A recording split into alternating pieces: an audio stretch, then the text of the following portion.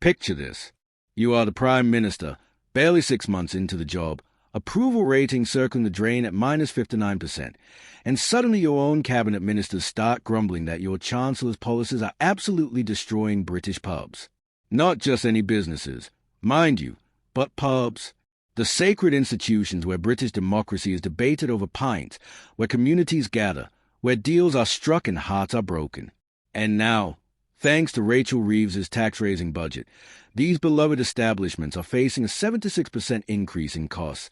Landlords are calling the Chancellor a pub destroyer, and Jeremy Clarkson has literally banned Labour MPs from his establishment. If you are keeping score at home, alienating the nation's publicans whilst your approval ratings are already catastrophic is what political strategists call a bold move. Welcome to Sir Keir Starmer's 2026, where even his own cabinet is reportedly revolting over the decision to hammer hospitality businesses with eye-watering rate hikes. Quick favor, if you are enjoying this political chaos breakdown, hit that subscribe button and smash the notification bell. Over 94% of you have not subscribed yet. It is completely free, takes literally 2 seconds, and genuinely helps us keep bringing you these stories. Cheers if you did. Right, let us dive into this brewing cabinet rebellion. So here's the situation. Sir Keir Starmer, who is already facing a rebellion next week over rejoining the customs union, has backed his Chancellor's decision to taper business rates relief from 75% down to 40%. Now, if you are not intimately familiar with the arcane world of business rates, let me translate this into plain English. The government previously offered businesses, particularly in hospitality, a 75% discount on their business rates as relief. Rachel Reeves decided that relief was too generous and slashed it to 40%. The result? Businesses that were paying a quarter of their rates bill are now paying 60%. That is not a minor adjustment. That is a financial hammer blow. The trade body UK Hospitality has warned that the average pub now faces an increase of 76% in costs following Reeves' changes. 76%. Imagine your rent suddenly increasing by 3/4. Imagine your mortgage jumping by 76% overnight. You would be absolutely furious, and rightly so. Landlords have gone as far as accusing the Chancellor of being a pub destroyer, which is possibly the most damning epithet you can receive in British politics.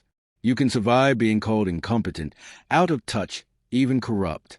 But pub destroyer? That is a legacy nobody wants carved on their political tombstone.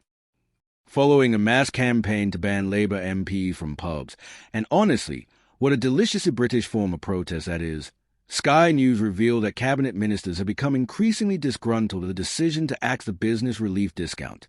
The outlet reports there is ongoing cabinet-level opposition to the hikes. Let that sink in for a moment. Starmer's own cabinet, the people he appointed, the colleagues who are supposed to be singing from the same hymn sheet, are openly opposing one of the Chancellor's flagship budget measures. That is not just awkward. That is a full-blown internal crisis waiting to explode. Speaking on Monday, the Prime Minister admitted, and this is quite the admission, that many businesses may face hardship as a result of these changes. We're working with the sector, particularly in hospitality. Sir Keir told GB News, which is political speak for, "We have created an enormous problem and are now desperately trying to figure out how to fix it without admitting we made a mistake." He also admitted the upcoming revaluation will leave pubs and other businesses struggling with the business rates applicable to them. So the Prime Minister knows this is causing hardship, acknowledges businesses are struggling, yet the policy remains in place. It is rather like a doctor diagnosing your illness, explaining exactly how much pain you are in, and then refusing to prescribe any medicine. Despite this admission, Rachel Reeves has refused to offer new financial support to pubs in particular. Now, you might wonder why the Chancellor is digging in her heels on this issue when even her own cabinet colleagues are pushing back. The answer is brutally simple. Money. The government needs revenue. They are committed to not raising income tax, national insurance for employees, or VAT. They have painted themselves into a fiscal corner where business taxes are basically the only remaining lever they can pull.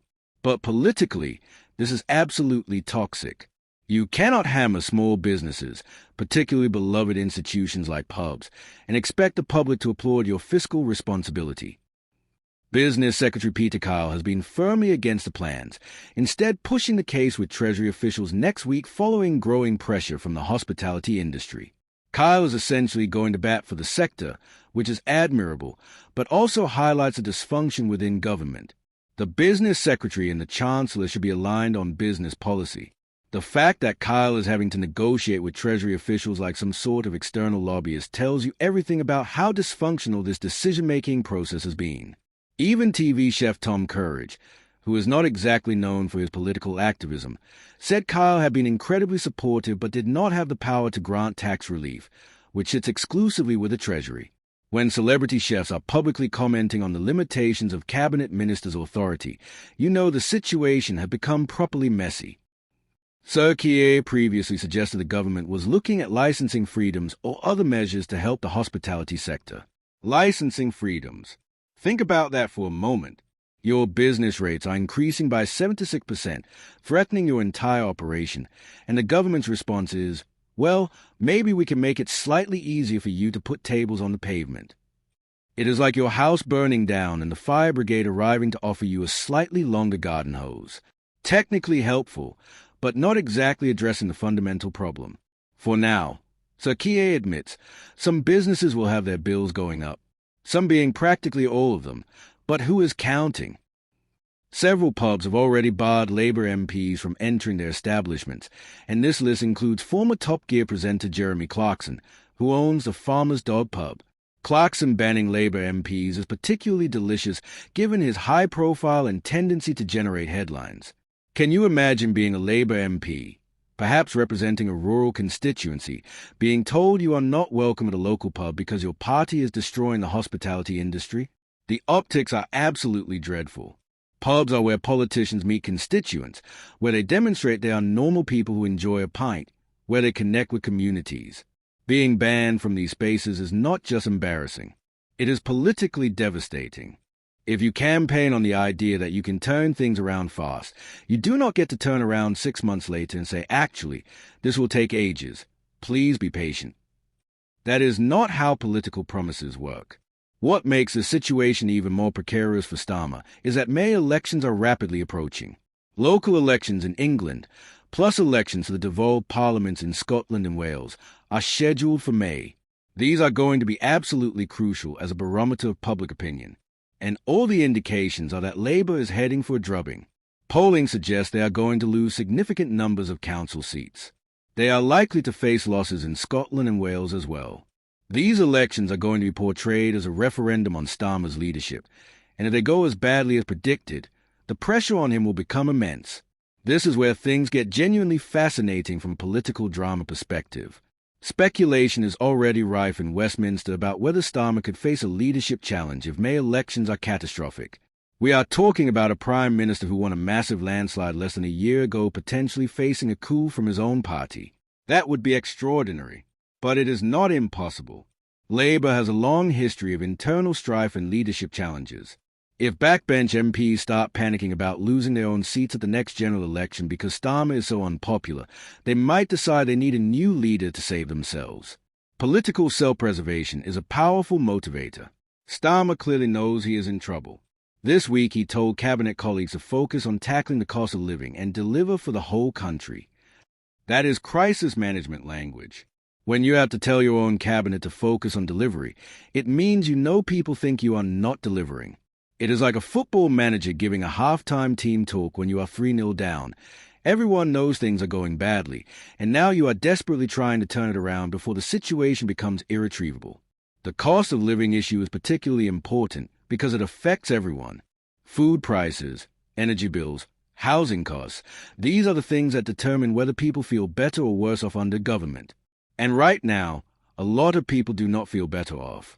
They feel squeezed, stressed, and disappointed that the change they voted for has not materialized in their daily lives. Labour's challenge is that many of these issues are global or structural, not easily fixed by government policy. But voters do not care about excuses. They care about results. And if they are not seeing results, they will punish the government at the ballot box, which is exactly what these petitions represent in advance.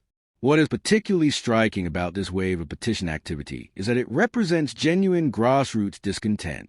These are not party political stunts organized by opposition parties.